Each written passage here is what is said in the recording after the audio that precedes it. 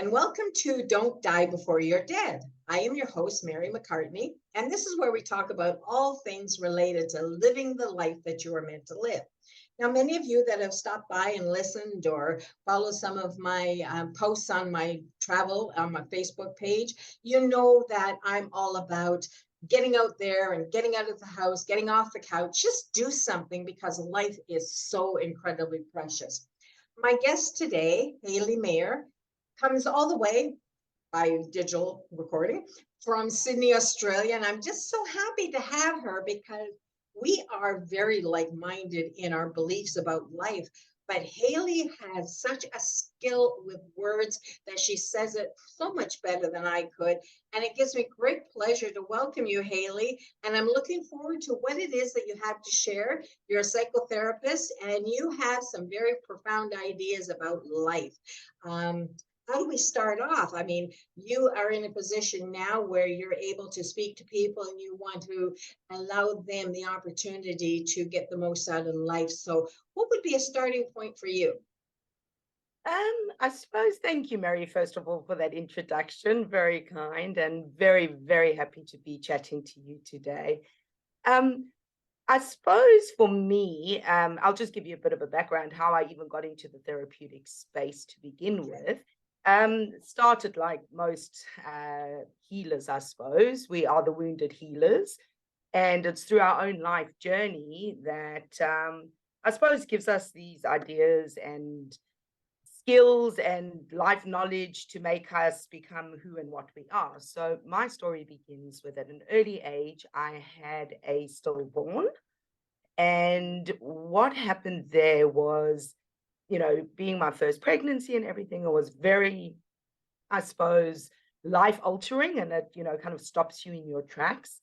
And that very tender age, I remember so clearly being at that precipice of either going down that dark hole or accepting life as it is and going, well, I can't change it, but can I make meaning of it? And I think that was the basis of what's got me on this trajectory, going that, life is hard and we're going to get curveballs thrown at us in every direction, and nobody is going to come out unscathed, and everyone's going to be hit with adversity at some time or another.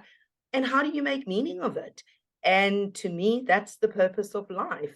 And not only make meaning of it, but I find enjoyment. There's beauty in the sadness. There's strength in the sadness. It's a duality.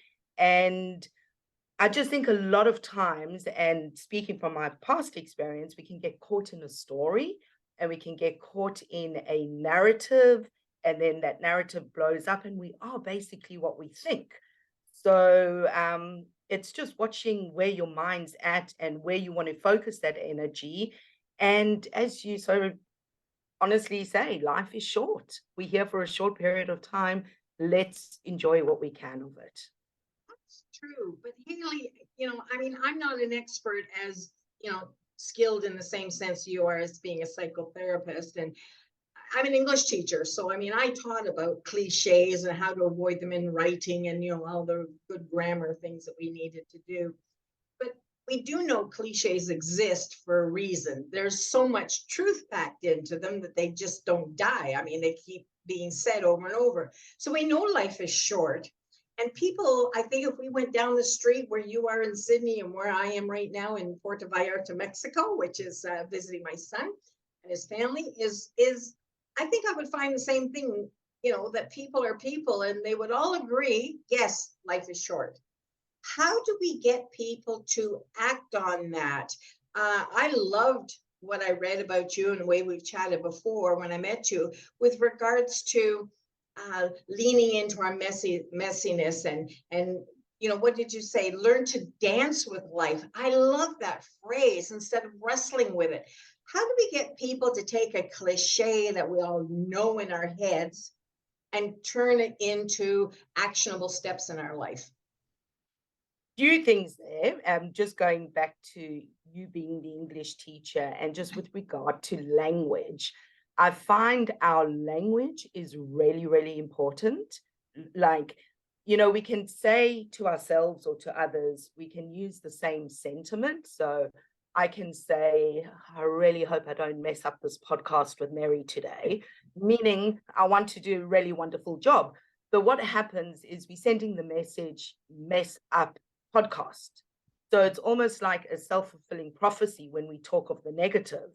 So it's for everybody just to watch their language and do it in such a way that you're only asking for what you want and not highlighting what you don't want. And I'm not all about unicorn and rainbows. Believe me, I'm not delusional. I'm mostly about leaning in with vulnerability and seeing things as they are, not as you wish they would be, not as you want them to be, but accepting as they are. And that's the basis, and being okay with that. And then going, well, in an imaginary world with what would I want to be? Like, if I could be the author of my own story, how would I place myself as this leading character? What, in my wildest dreams and imaginations, what would it look like? And then start getting an idea of what you want. So, you know, often people go, I don't even know what I want. And I've been there numerous times where I'm so stuck, I don't even know what to do. And then I say, listen to the whispers. Just, you know, we don't get these big aha moments. It doesn't come and knock us over the head. But where does that heart pitter patter a little bit louder? Where do you find that inspiration? Where do you get that, you know, bodily feeling of that takes your breath away? And just start noticing that. You just start noticing. And even if you do it with things like a vision board or something, you just start piecing all of these things together. It's going to start giving you a bit of a understanding of what you want in life. Or take note of people around you. You know, is your friend just really dynamic and you love her personality? Look at that and go, I would love to have a sense of humor like that. Or my boss is just amazing and super organized. I'd love to have all, and just pick and choose all these things from different people to start creating your highest version of what you think you'd want. And then you start building this picture, and then you look at this picture of this highest version, and you come back to your everyday life and you think, oh, okay, I'm stuck in traffic, I'm being all irritable, and hang on a minute, would my highest version of myself be acting like this? And you catch yourself and you go, no, that boss who is just so super organized, always cool and calm, what would they do? They would turn the radio on there. And you start stepping into that person you want to be. And what happens there is you start bridging the gap from where you are now to who you want to be. But the biggest thing is you have to have a target to hit the target. So a lot of times people don't know. And then it's like being in a car. It's like me coming to Mexico and you saying, Hayley, go to Robert Street. And I'm like, what suburb, what area? And you go, I don't know, just go. So I'm driving the roads going, I don't know where, what, how. But if you gave me that sat nav and you said, okay, here we are, we're at this place, and this is where you're going, and we punch in the coordinates, then I may get lost, I may go detoured, but I've got a route to keep moving towards to eventually find that destination. So when you talk about people not, you know, kind of knowing life short, but not knowing what to do with it, my guess is there's just no coordinates or target that they are aware of to hit. Because once you know it, it doesn't matter how teeny tiny you take the step to get there, as long as you're moving the pin every day, even if it's like 1% incremental, just little every day, you're going to find that highest version of that wonderful life you want. Especially now, we, you know, as we consider it starting into a new year, a little bit every day. Imagine what that will look like this time next year. Some people find themselves sitting in the same seat that they were in a year ago and wonder why they haven't moved at all. Well, I can tell you why, because I've been in that seat numerous times. And I tell you, for me, my personal experience is come the beginning of the new year, and I'm not going to eat any carbs, and I'm going to gym 7 days a week, and I'm going to be sleep, you know, at least 9 hours. And I've got like all these I get to, 11 o'clock on the 1st of January, and it's like, oh, this is it just, okay, next year, kind of just. So, what I would say to that is really whatever habit you want to instill or whatever change you want to make, bring it back to the most doable thing that's not going to overwhelm you. Mhm. So, for instance, if want to run a marathon, what is something that you can do today? Walk to the post box. Just walk to the like. It's not the end result. It's just getting that starting. And there's actually a true story. That's why I say it about he was in his 70s, like mid 70s, obesely overweight. The doctor said to him, "You need to lose weight," and he was like, "Battle to walk to the bathroom. How am I going to lose weight?" And he said, "Well, what can you do?" I said, "Realistically, I could probably walk to my post box." So he said, "Okay, start then." He walked his post box for about a week, and then thought, "Oh, I wonder if I could just walk up my gate and to that tree." And he did that, and he thought, "Oh, maybe just a little bit halfway around the block." Eventually, long story short, little by little, ended up finishing a half marathon at the wonderful age of like 77 or 8 or something like that. And that was from these teeny tiny 1% better, 1% better, 1% better. And that is going to keep you consistent, motivated. You get the pull to want to do it. And it's a lot better than just shooting for that perfection or overshooting when it's just an impossible goal to reach. Well, that sounds so overwhelming, and it's no wonder so many people would be inclined to quit.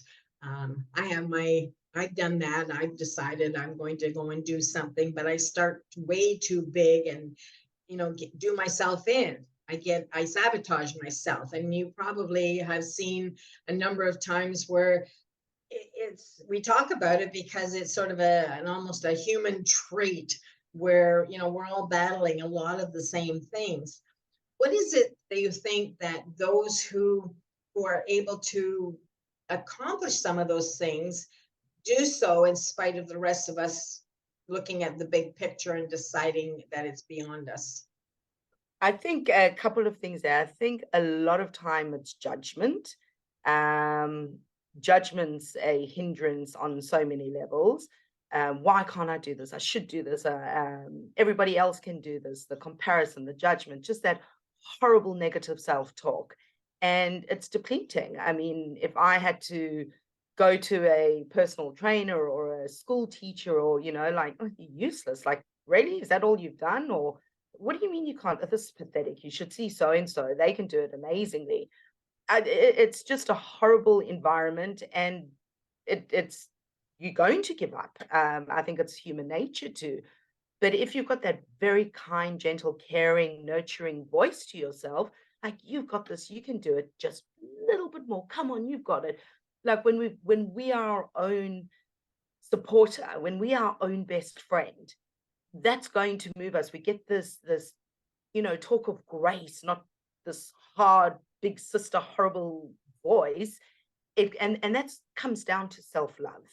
I Mhm. think that's very, very, very important. Probably the foundation of a beautiful life and achieving goals and just really living a best authentic life is that inner voice, that language I was speaking about earlier, and just learning to be your best friend, that person you wish the rest of the world would be to you, to yourself. We are so hard on ourselves.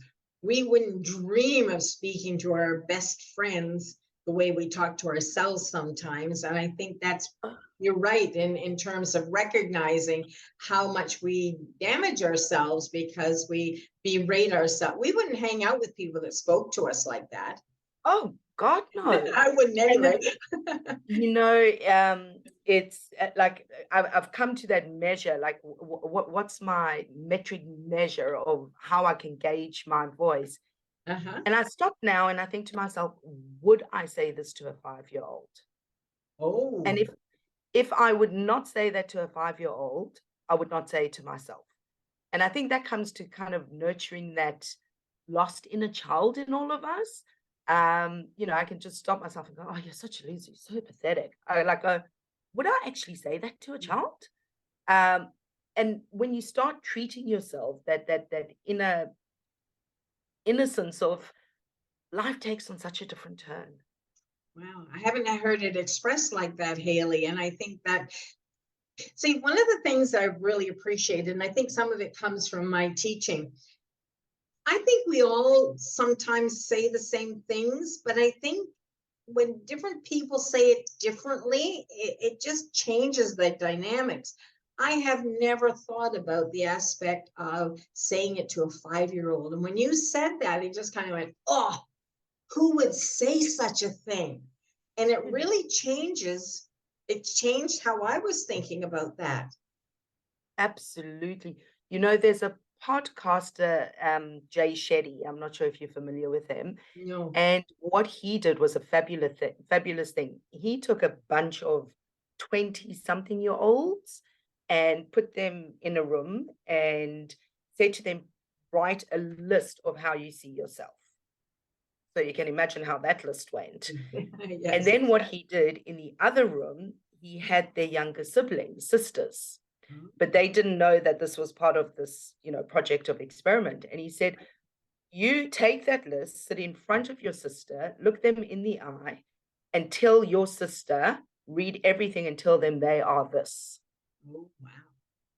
And extremely confronting. So it really, really goes to show, like, we all do it. It's so easy to berate ourselves, so easy. But what's the actual message we're sending and what damage are we doing? Because the mind-body connection is so super strong. And the subconscious does not know what's fact or fiction. Like, it really doesn't. It's got no sense of humor. So whatever you tell it, yeah, that's okay. right. So you start telling it, I'm a loser, I'm a loser, I'm a loser. It goes, okay, yeah, I'll show you why. That person's done that to you. You haven't done, and you start looking for all the reasons why you're a loser, but switch that around and you kind of have that positive self-talk. I'm a kind person. I'm a work in progress. I'm, all these beautiful affirmations. I'm always willing to learn and grow, whatever. Then you start seeing that, because we get what we look for. We absolutely get what we look for. And life is built with duality. You have to have a front. You can't have a front without a back. You can't have a mountain without a valley. Like, everything is dual. And if you're going to look for the good, you will see the good. If you look for the bad, you'll see the bad. It's as simple as that. So it does come down to where we choose to focus. I like that. That's a really good point, Haley. And I agree.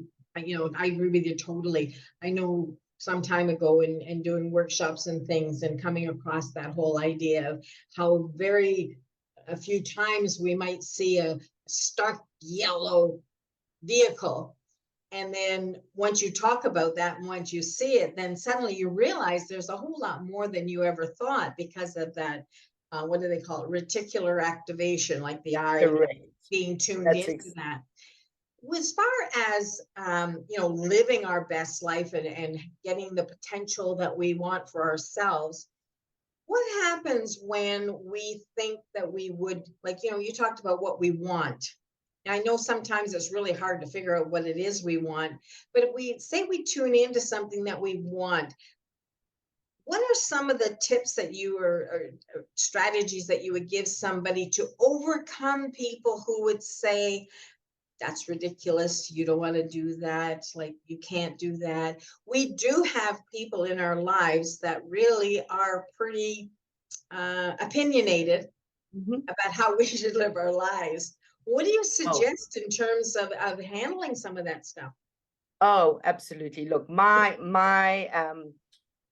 theory is this: you have to stay in your own lane. So the basis of life is you stay in your lane, I stay in my lane. If anybody jumps from their lane into my lane to tell me I shouldn't or I couldn't or try to change me in any way I don't want to, I need to have firm and strict boundaries to be able to put that up. And from a very respectful place, thank you. That's your opinion, lovely opinion, but I'm doing my thing anyway. And in the same token, we should not be jumping into somebody else's lane and telling them what we think is good for them. It reminds me of a quote, I think Alan Watts said, it was like, let me help you, said the monkey picking the fish up from the tree and placing it on a branch. You know, that's what we don't know what's best for anybody else. It's you, we can have the best intentions. Your parents could have the best intentions, but your inspiration's been given to you.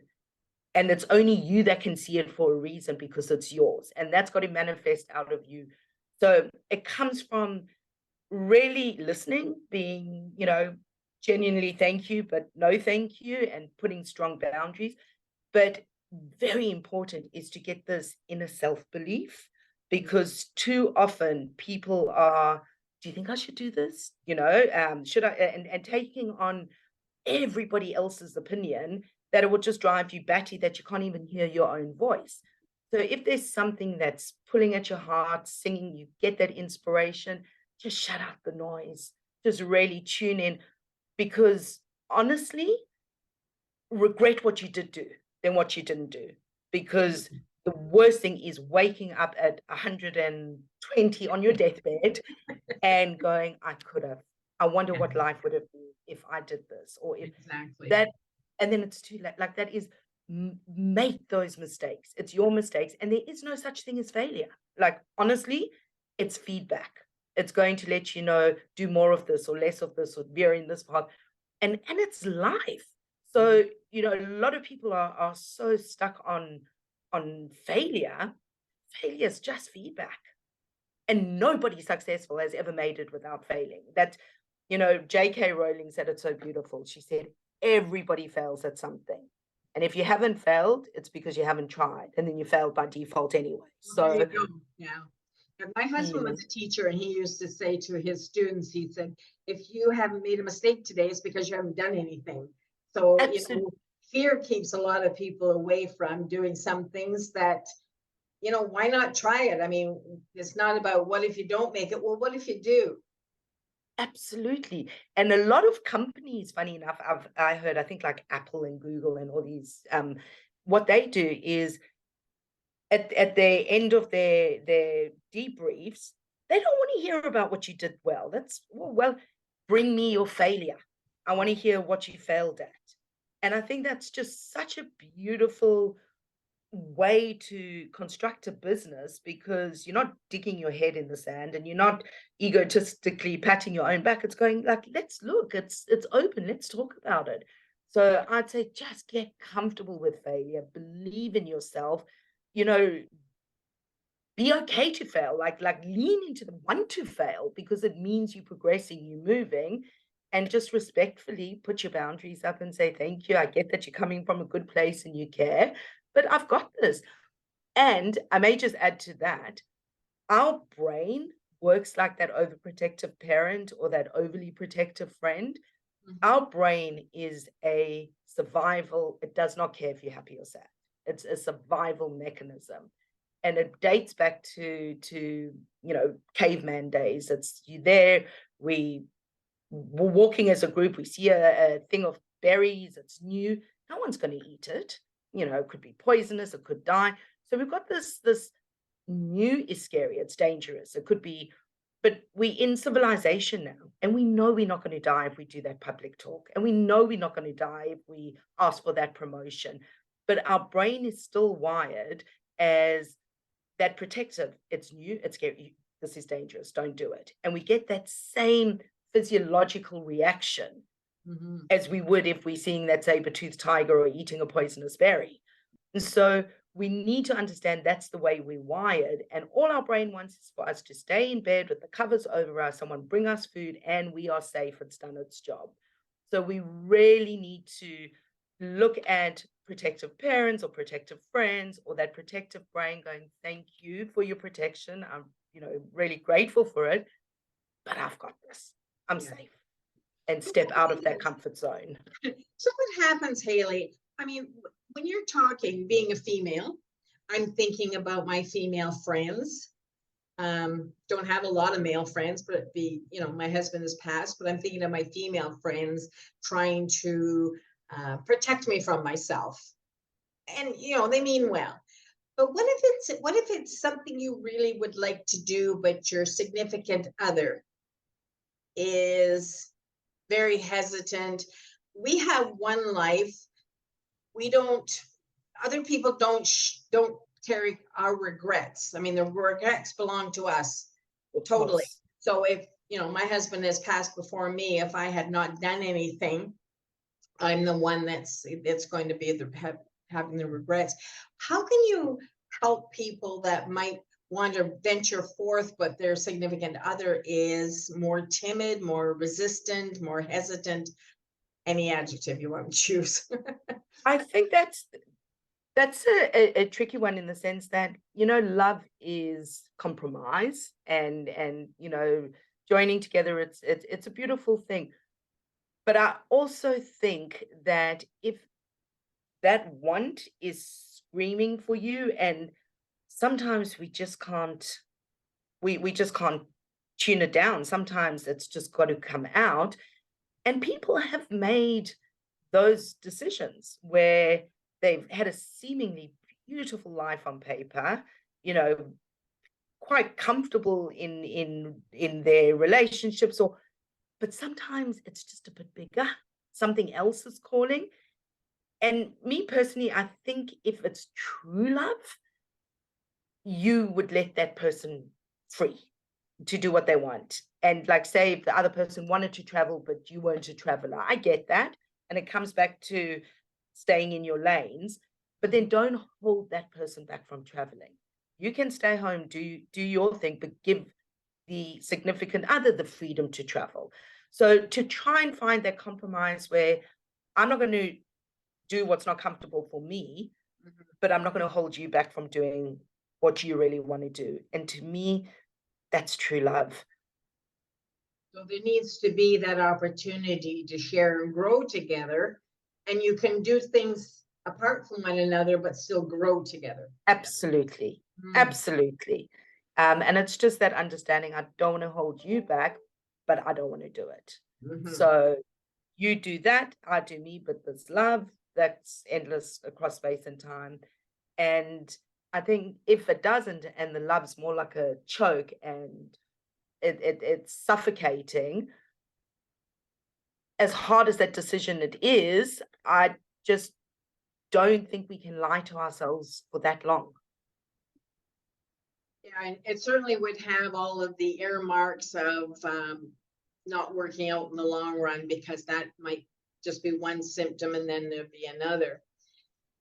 Self-love has to be really a driving force in the sense of seeing that we are worthy of living the best life that we can.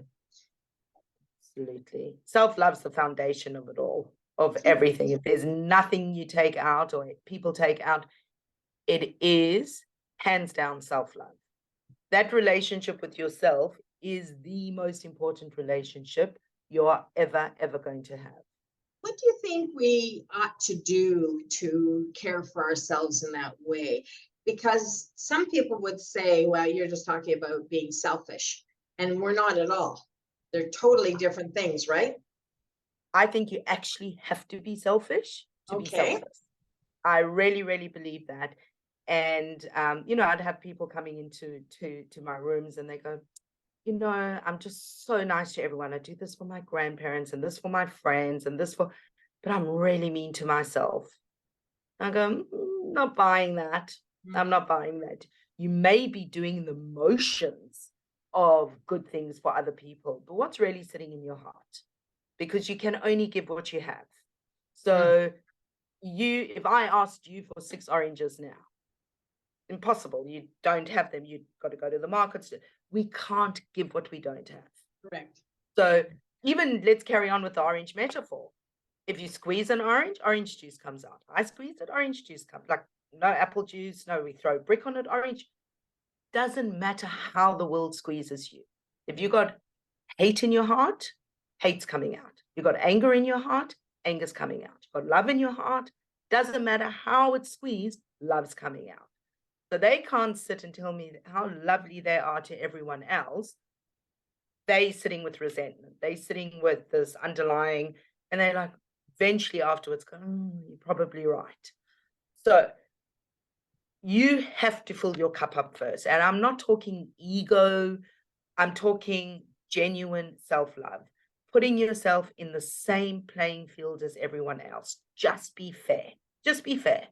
So instead of just giving and giving and giving until you've got nothing left to give, fill yourself up. Do find what you like.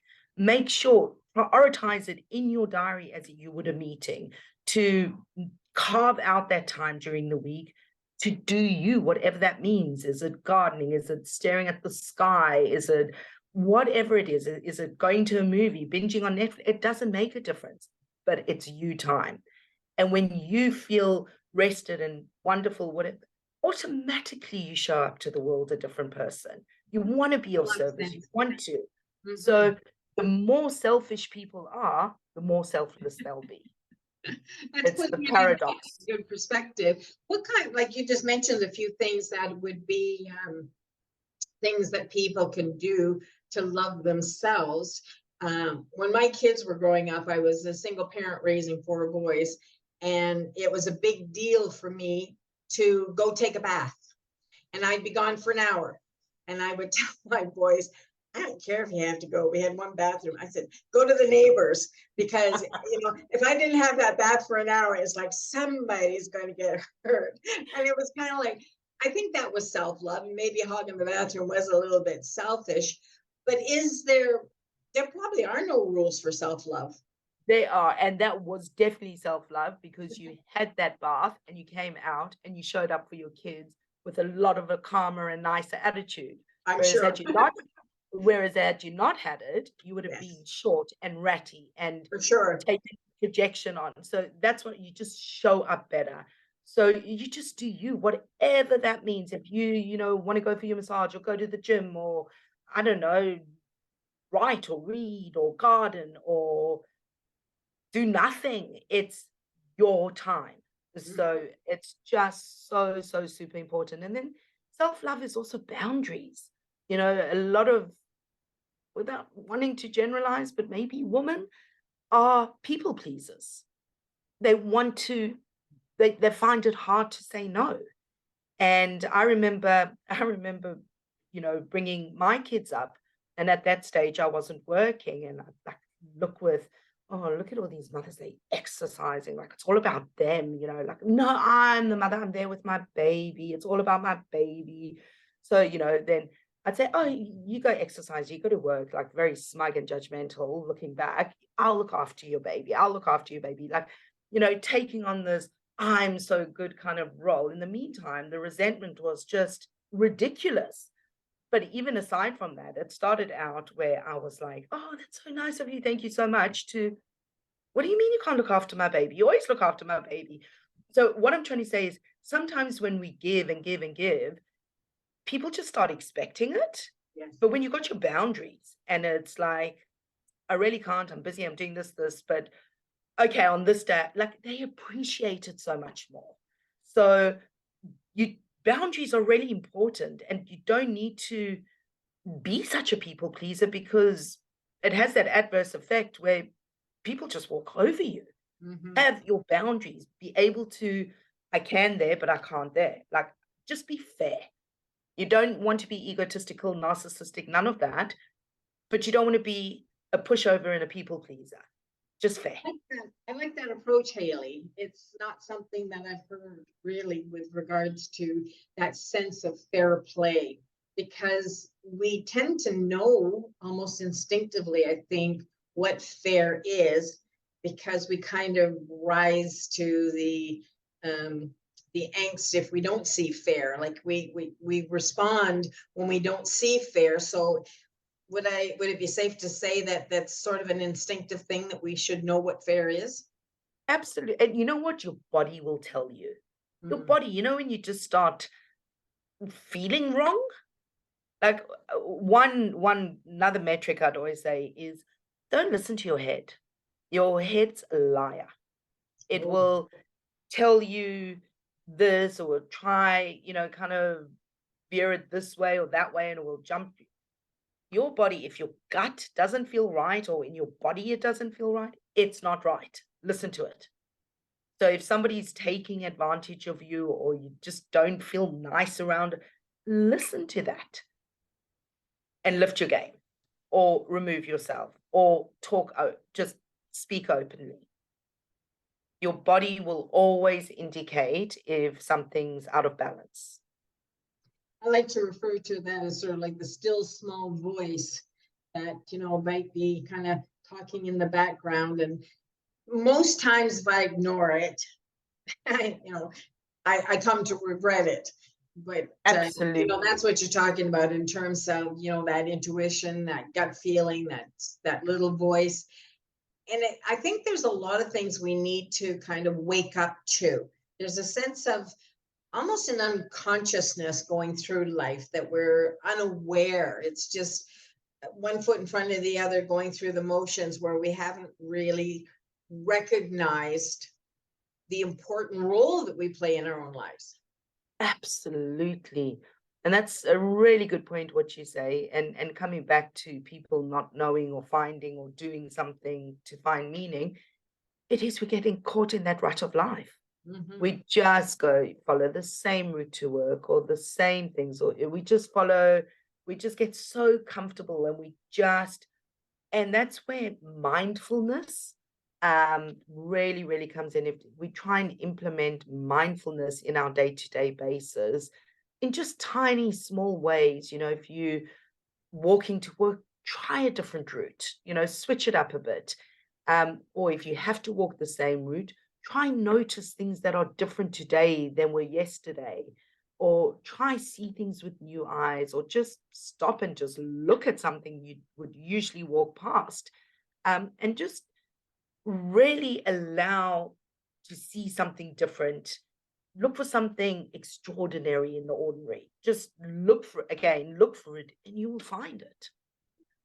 If we're if we're looking, we will find, like seeking, you will find for sure, because I'm sure there's a Absolutely. lot of things that that are there. It's funny, it probably doesn't really relate a whole lot, but I can remember my husband telling me that, he used to walk the same route to school all the time as a kid. And then he ended up getting glasses. And he never realized that one of the houses that he was passing, it was like a stucco house, but it had like little black dots or little black stones in it that he never saw. But now that he had the glasses, he was able to see that. And I think some of us need to put on, I don't New know, bifocals lenses. glasses. Absolutely. That's exactly it. Just look at things with new eyes, put new Yeah. lenses on. Just it's absolutely so true. Because we do just get like, I know it all. Yeah, blah blah. So like, and then we just, kind of just lost in mundaneness. Yeah. And just going back to that, kind of being at the end of your lifetime thing, they did research on, people who had terminal illness or people that are at the end of their life. And they said, you know what? It was never the big things that they were going to miss. It was never the graduations or the weddings or the birthdays. It was Mhm. never that. It was always the teeniest, most ordinary things. Mhm. The way he brought a cup of tea, the way the door slammed, so all these tiny little things that we are just so quick to march on by, looking for the bigger and better. At the end of it all, that is the most important. That's the real meaning. That's the Haley, real meaning. it's been great chatting with you. I love your perspective. I love your idea of learning to dance with life, and I think that's what you're talking about, is that awareness, looking for it, being there, being in the moment, being mindful. We just have a minute here. Well, what would you like to wrap it up with? What would you really like to share with people? I know you have a message that you want to share out there. What is it you would like to make the takeaway for them? The takeaway, I would say, is, everybody's put on here for a reason, for a purpose. There is just no coincidence that you on this place at this time to actually try and get a baby through all the mathematical, it's impossible. So you hear, stop comparing yourself to other people. Like, we are not born to be Stepford wives or to be carbon copies of someone else. Look at your uniqueness, embrace your uniqueness, be you unconditionally, and be brave enough to step into your light. The world needs you. Unwrap your gift and just do you. That's all I can say. Fabulous way to end, Hayley. It's been such a pleasure chatting with you. Thank you so much. Thank You you, know, Mary. left a lot of value. Thank you so much. Always a pleasure chatting to you. Thank you, For and sure. enjoy Well, and Mexico. what's this? I said, go enjoy Mexico. Oh, I will. And like I said, people know that I am about living and experiencing, and not everybody wants to do the kind of things that I do, but my message is kind of like, get out of the house, get off the couch, go do something so that you make memories, not regrets. So Absolutely. I love thanks it. It's again. very inspiring. Thank you, Mary. This is Mary McCartney. Don't die before you're dead. Thank you for joining us, and I look forward to having you join us next time. Take care now.